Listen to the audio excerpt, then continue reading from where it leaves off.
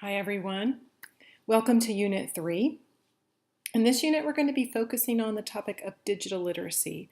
And what I'm hoping is to help really cement this idea of the differences between informational literacy, digital literacy, and web literacy, which will be coming up in our next unit, in Unit 4.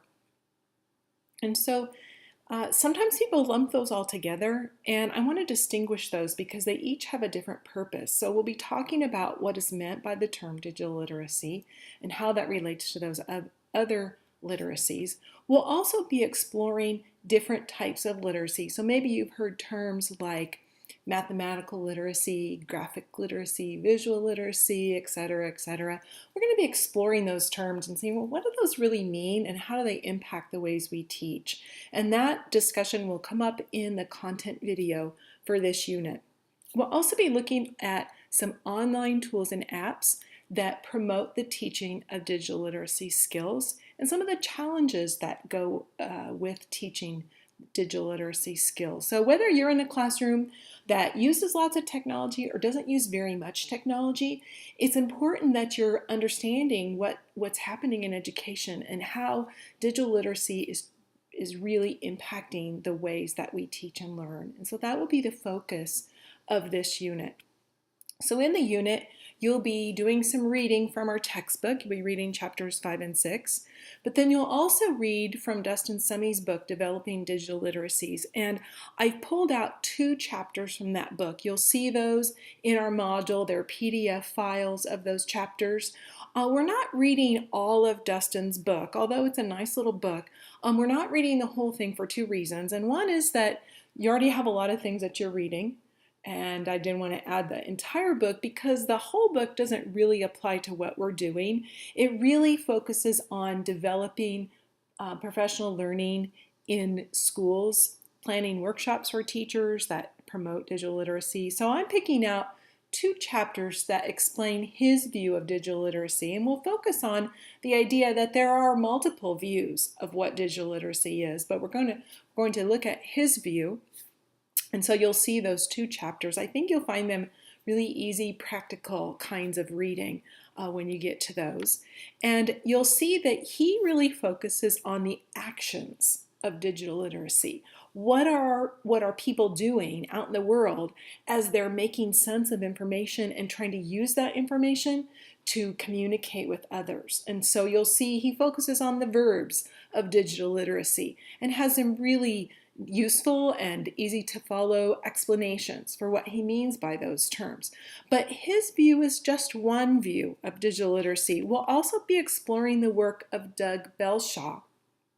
And Doug has created a model of digital literacy that I'm going to have you view him in a TED Talk.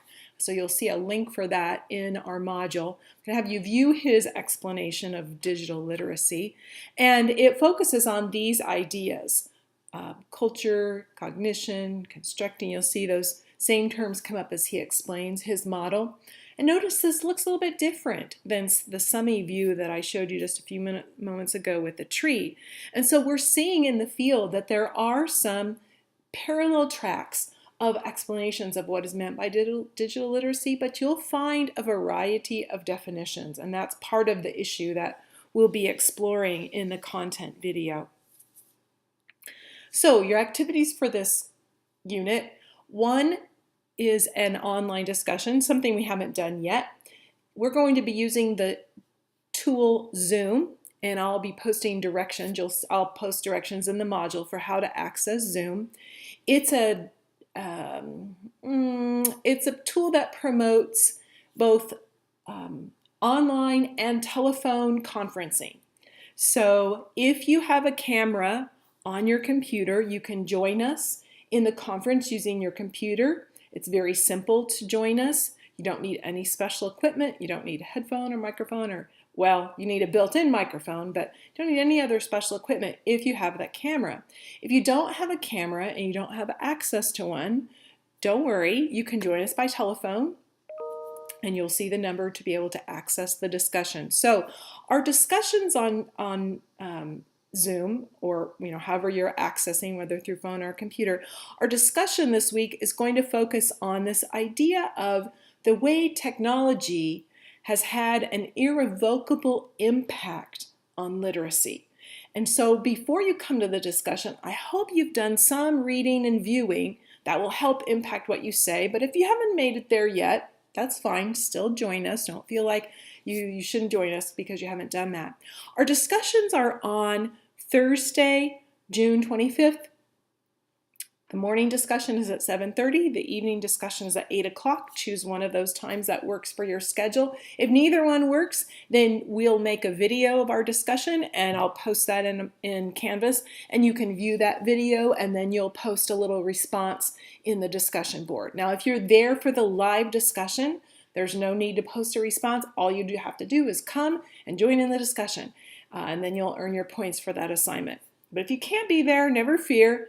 You can come in later and post your response to the discussion. Okay, also you'll be responding to the things that you are viewing and reading by creating a summary like we've done in the past. This time you have a choice. You can post a 150-word summary into the discussion board, or you can create a Wordle. Another name for a Wordle is a word cloud. Probably lots of you have seen Wordles around.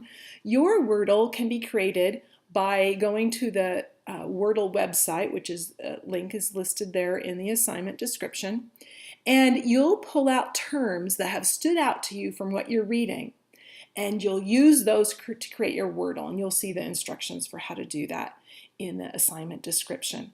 And then you'll post that to an image of that Wordle to our discussion board. And then, as before, you'll be expected to respond to 4 other people in the group discussion. Then you'll also be sharing with us one of your favorite digital tools. So think of a tool that you like to use, one that promotes either gathering information or sharing information with other people. So when you take a look at this place where we're going to share these tools, you'll see that I've posted an example, and I've used the tool Zotero, which is an online curation tool. And so I hope that you will come up with a different tool that's one that you use yourself or one that you use with students. I'm going to ask you to post a description of that tool. You can see in the assignment description exactly what you'll need. And we're going to share those on a collaborative Google document. So to get to the Google document, you will have to log in using your Emporia State email address and your user ID for Emporia State. So hopefully that'll work. If you have any trouble, please let me know, and you can see an example there of one that I've already posted. And we'll have a great collection of tools. Hopefully we'll be learning from each other some of the favorite tools, and I always come across something new when I do an activity like this, and I hope that you will too. Now, the professional inquiry project, don't want to forget about that, but there's nothing due this week for that project because you should be working on part 3. Part 3 is the main component of the project where you're actually writing what you've learned to answer your question. So nothing is due this week because part 3 is due in our next module, and I want you to have time to be working on that part 3 because I know that's a big task, and hopefully that you're making progress on that part of the project. So assignments are due for Unit 3 on June 28th at midnight, as always. Have a good week. Thanks. Bye-bye.